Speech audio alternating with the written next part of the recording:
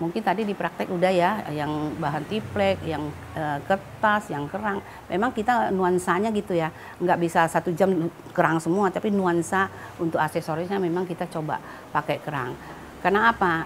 Karena tantangan kita kebetulan saya adanya di pesisir ya, di pesisir pantai utara. Di sini kan suka orang bilang di pesisir tuh banyak kerang. Kerang ini, kerang ini, kerang ini. Ya memang jadi produk unggulannya Jakarta Utara berupa kerang itu. Ya, jadi unggulan utara itu maksudnya nuansanya kerang. Jadi kalau orang lihat yang kerang-kerang itu pasti produknya sini. Ya, punya merek sendiri. Jadi bukan ini lagi atas nama PKBM atau ini. Kita sekarang punya nama branding sendiri dari Menteri Perdagangan, itu namanya Jaya Craft. Kita coba gitu ya. Kan nggak mungkin kita pemasaran dengan nama PKBM. Memang hasil PKBM, tapi untuk brandingnya kan ada sendiri gitu. Berarti bahan-bahan yang diperlukan juga cukup mudah ditemukan ya Bu ya? Gampang.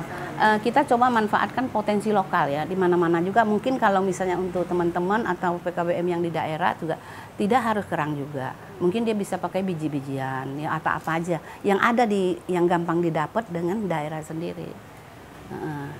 Dan dalam 1 bulan Bu, bisa mendapatkan keuntungan berapa Bu dari jam dinding kerang-kerang? Nah, itu tergantung ya. Itu kan sekarang kita pemasarannya kan gini. Hasil anak-anak kan kita tampung di sini. Nah, tampung kalau ada suatu waktu kita pameran, kita keluar dari sini. Tidak ambil dari anak itu, karena dari anak itu kan belum tentu siap ya. Jadi kalau kita yang mensiapkan, dia orang bikin bawa ke sini. Kita yang pemasaran. Kadang-kadang kan kalau kita tergantung pemasaran kita tergantung dari UKM segala macam kan nggak tiap hari itu terang aja. Kalau ada waktu pameran berarti kita keluar. Tapi 1 tahun sih kita rata-rata bisa 7 sampai 10 kali pemasaran untuk itu. Ya lumayan ya. Lumayan. Dan ketika misalnya Ibu mau memasarkan produk tersebut, biasanya pemasarannya lewat mana Bu? Dan yang paling efektif menurut Ibu pemasaran? Pertama, memang produk kita itu kan beda ya, 1. Kedua juga pertama kita dari mulut dulu.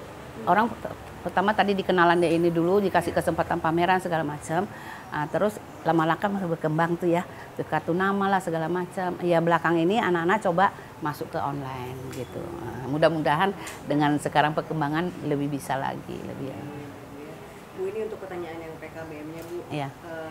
Ibu telah menyelenggarakan pendidikan keaksaraan sejak tahun berapa, telah meluluskan berapa peserta pendidik, lalu contoh-contoh keberhasilan yang paling berkesan buat Ibu?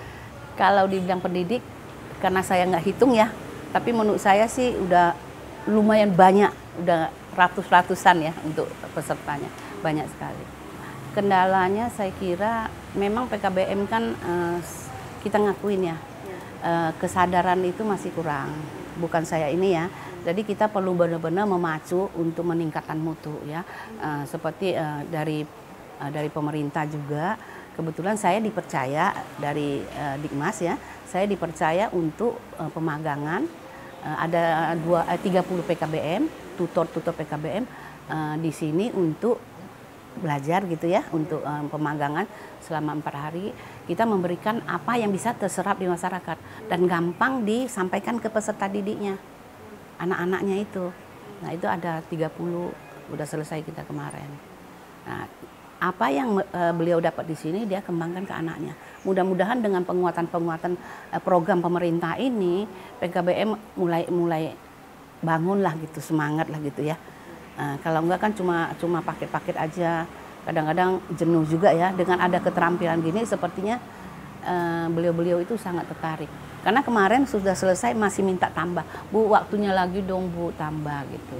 Berarti minta tambah. Cuma kan kita dari sana program udah gitu ya. Jadi menurut saya program itu sangat bagus. Kalau contoh keberhasilannya Bu, mungkin ada beberapa anak didik Ibu yang sudah mendirikan usahanya sendiri atau apa banyak? Kita sini berupa kelompok usaha ya.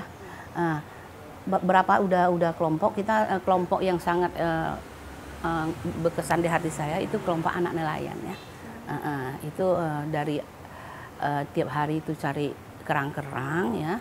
Nah itu mereka sekarang yang dari nggak ngerti ya, dari nyelam kerang segala macam, sekarang sudah bisa menghasilkan produk, bisa berbuat sesuatu gitu loh ya. Dari mungkin kepuasan tersendiri bagi ibu. Kepuasan sendiri. Dari anak ceritanya istilahnya itu yang di jalanan, sekarang kita bisa kita rangkul, bisa kita kumpulkan. Terus kita kasih dia satu keterampilan dan dia bisa laksanakan. Itu satu kebanggaan saya. Nggak gampang kita ngumpulin anak-anak itu ya.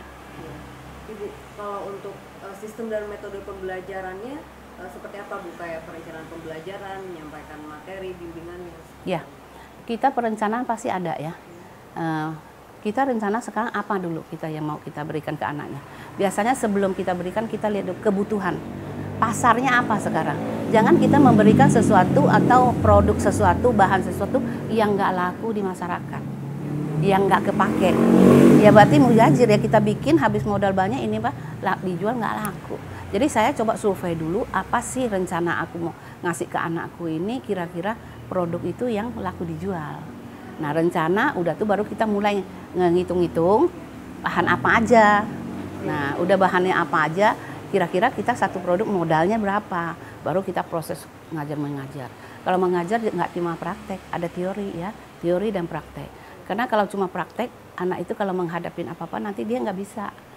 Nanti ditanya orang, kertasnya apa, itu apa, dia nggak bisa jawab. Jadi kita ada teori dan praktek dan ada modul untuk dia itu. Kalau nanti keinginan Ibu ke depannya